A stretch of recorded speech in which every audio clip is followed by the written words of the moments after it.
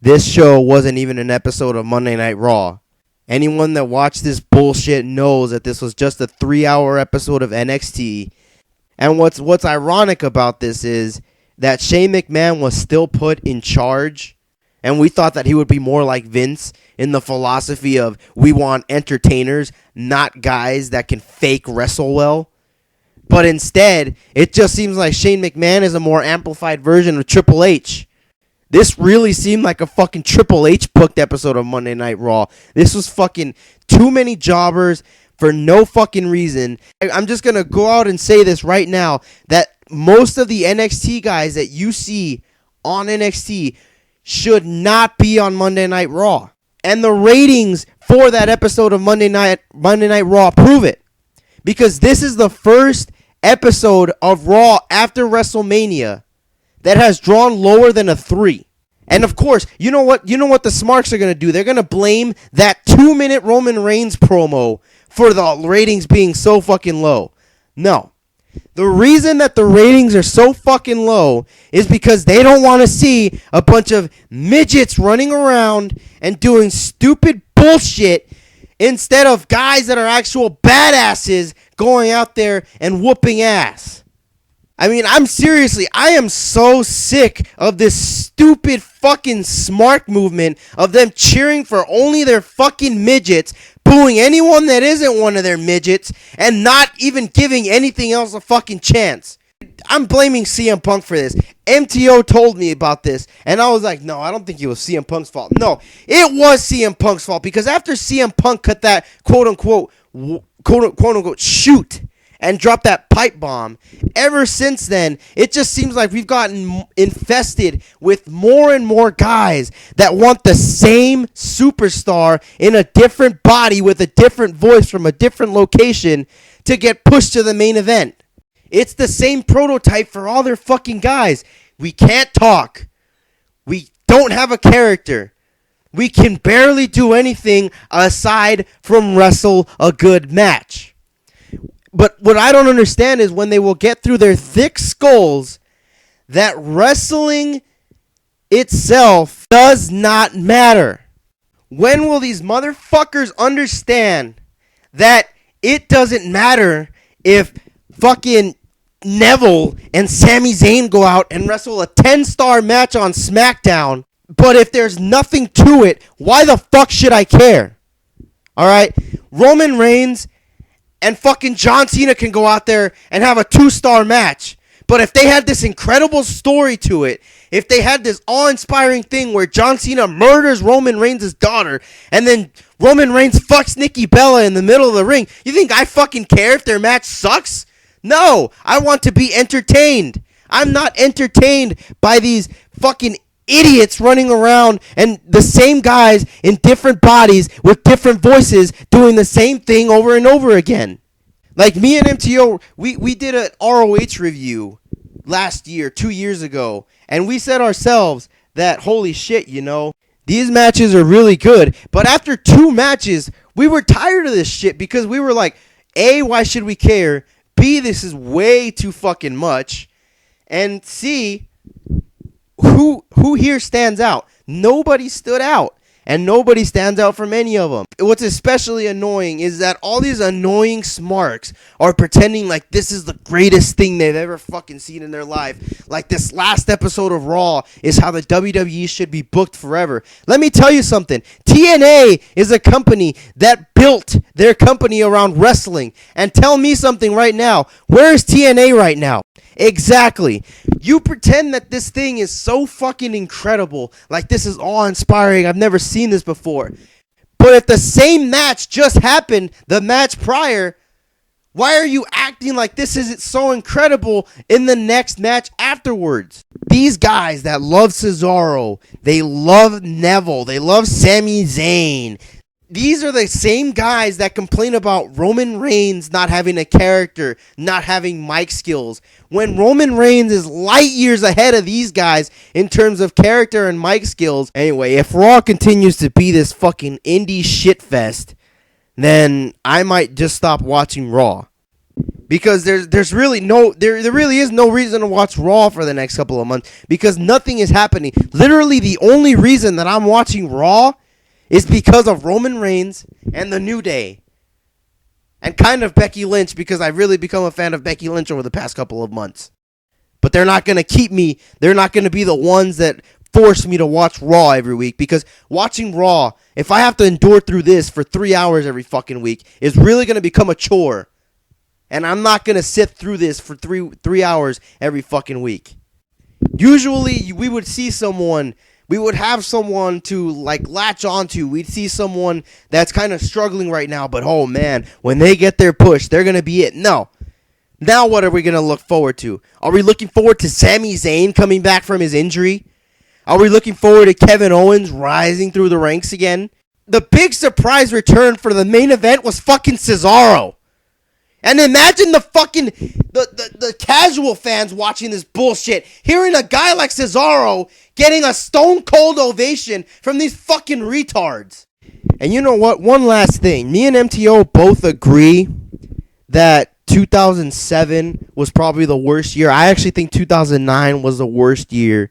But these years are actually light years ahead of what we have right now, because at least not only did those years have star power, we actually had something to look forward to. There were young guys coming up through the ranks that we actually believed in, like fucking Mr. Kennedy, MVP, Carlito, Drew McIntyre, Jack Swagger when he had charisma. These guys were what, 24, 25, 26 years old, and they were just starting to hit their peak. Right now, there is literally nothing to look forward to. What do we have to look forward to? The 36-year-old NXT champion, the 34-year-old injury-prone Canadian happy ska dancer, or the 33-year-old fat guy from Canada that cuts the same promo every week. This is getting ridiculous. This might be the worst state that the WWE has been in a long time.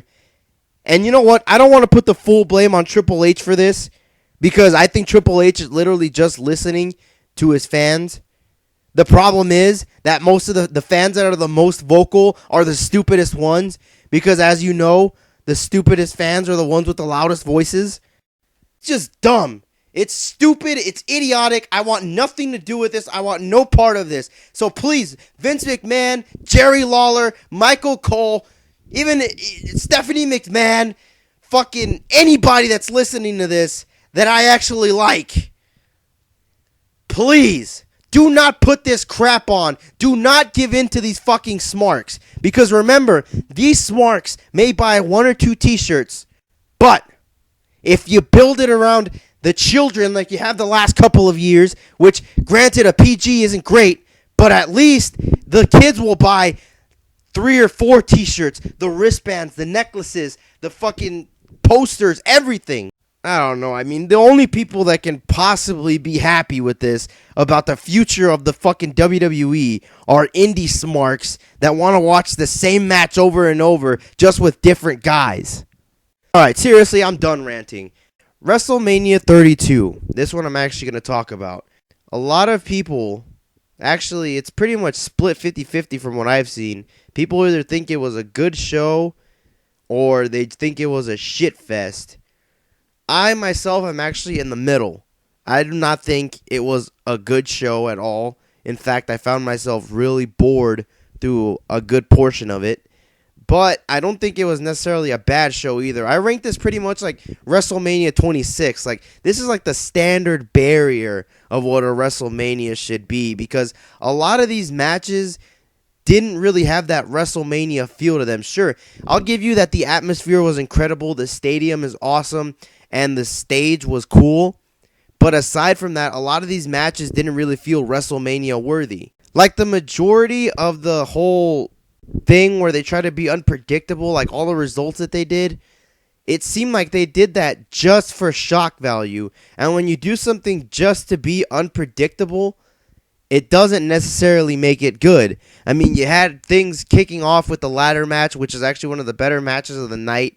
Sure, it would be a nice feel-good underdog story and a feel-good moment.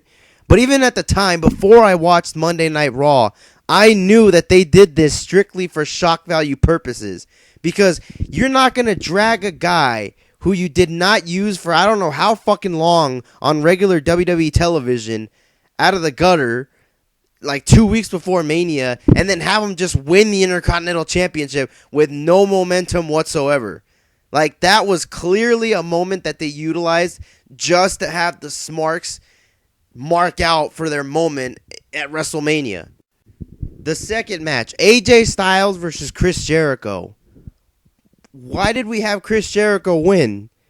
I mean, yes, I can understand from, I guess, perspective of, holy shit, you know, it's AJ Styles' first WrestleMania. Everyone thinks he's going to win. Let's throw a curveball and have AJ Styles lose and then be number one contender on Raw. No, Chris Jericho loses damn near every fucking WrestleMania match that he's in. He even lost to Fandango 3 years ago, for Christ's sake, but they couldn't have him lose to AJ Styles. Whatever, I'm not even pissed off about that result. What's really irking is now Chris Jericho is most likely going to go away for another 4 months, come back around SummerSlam, and the win really means nothing for his career.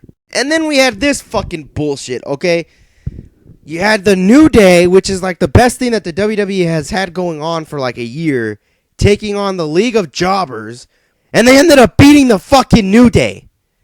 Like, seriously, at this point, I was like, holy shit, they are really trying hard to make up for this shitty build by trying to make this an unpredictable WrestleMania. The next night on Raw, the League of Jobbers ended up fucking pretty much disbanding, and then they're getting squashed by one of the biggest jobber factions on the roster in the Wyatt family. They try and create this WrestleMania moment where Stone Cold, Mick Foley, and Shawn Michaels beat him up. It was okay, but this kind of felt forced. Like, if it had been, say, like the NWO with Kevin Nash, Scott Hall, and who was that third guy in the NWO? Well, whoever that guy was, if those three guys would have came out and beat up the League of Jobbers, if it had been DX, if Triple H would have broken kayfabe, because let's face it, kayfabe is dead, and would have came out and beat up the League of Jobbers, that would have made more sense than this. This was just kind of random, and it felt like a forced WrestleMania spot. On to the worst match of the night, Brock Lesnar versus Dean Ambrose. This might have been actually like the best built match of the night. The problem here was this really did not live up to the hype at all. I mean, all it was Brock Lesnar beating up Dean Ambrose. Dean Ambrose hardly used any weapons. He didn't even use the little wagon that he filled up with on Raw the week before. Like, what was the point of any of that when it ended up being what was pretty much like a 15-minute squash? Becky Lynch took on Charles Flair and Sasha Banks for the new Women's Championship, which is just the WWE Championship, in like a red velvet fashion. You know what I mean? It's kind of, I don't know, it seemed like they got lazy, but it's also cool from the perspective of looking at it like, okay, it's pretty much the men's title, except it's a different color. Something I noticed in this match was, for weeks now, MTO had been telling me that Sasha Banks was green, and I never really noticed it until this match, when I really actually paid attention to everything that Sasha did. And boy, Sasha Banks did not really perform that well. Like, all respect to Sasha Banks, she's an incredible wrestler, but she really didn't do very well at WrestleMania. And if anything, if you ask me, I think Becky Lynch should have won this match, because Becky Lynch has the better story. Becky Lynch is performing the best out of these three. And I don't know, it would have been a feel-good moment to have her have a WrestleMania moment. So I thought they could have done the finish a little bit better. I mean, we have seen Dick Flair get involved over and over. And for WrestleMania's sake, I mean, even if Charles is going to go over, couldn't you have just let him gone over clean? This was easily the best match of the night for me. All right, the next match, The Undertaker versus Shane McMahon. If Shane McMahon wins, he gets full control of Monday Night Raw. I dare say this is the best spot of the PG era. One of the best spots in Hell in a Cell history. Shane McMahon jumped off the top of the Hell in a Cell and killed himself through the announce table. All right, this match had damn near everything. It had good build, it had good storytelling, it had crazy spots, and it had the wacky finish of a Shane McMahon match that you just come to expect from him. This, the Divas, And I guess you could say Zack Ryder's win, even though that was kind of forced, really felt like WrestleMania moments. Then The Rock comes out, and you would think that he was going to come out to introduce Roman Reigns. But what ends up happening is the Wyatt family interrupts for whatever reason. The Rock says Bray Wyatt's talented, but he's been booked like a jobber. Then he says he wants to wrestle one of them. And I get a little bit excited because I'm like, okay, maybe he'll face Bray Wyatt, and Bray Wyatt will get his WrestleMania moment. No. He faces Eric Rowan, and then the Wyatt family threatens to attack. And who's going to save The Rock but the champ? And believe it or not, for all these months that he's been gone, I've actually missed John Cena. I was happy to see John Cena at WrestleMania, so hopefully he could squash all the fucking people that decided to make their presence known on Raw. And there's a lot of people saying that the Wyatt family quote-unquote got buried. Guys, that ship sailed a long time ago. The main event of the night, Roman Reigns versus Triple H for the WWE World Heavyweight Championship. If you haven't watched this match and you've been afraid to, or you haven't just because you've read negative reviews on it, try this one on for size. Fuck those stupid reviews. This match was a solid main event. Was it great? No. Was it bad as everyone's saying it was? Hell no. This match was on level. I'd say it was even better than John Cena versus Triple H at WrestleMania 22. Even this moment, actually, at WrestleMania where Roman Reigns finally wins the strap, it didn't have that WrestleMania feel to it. And I don't know if it was because he had already won the belt beforehand, or if it just had to do with me being pissed off that the Smarks are trying so hard to ruin Roman Reigns. But whatever it was, this didn't really feel like a big WrestleMania moment to me. So again, even though it sounds like I'm crapping on the show a lot, I didn't think it was a bad show. I thought it was like the lowest form of mediocre.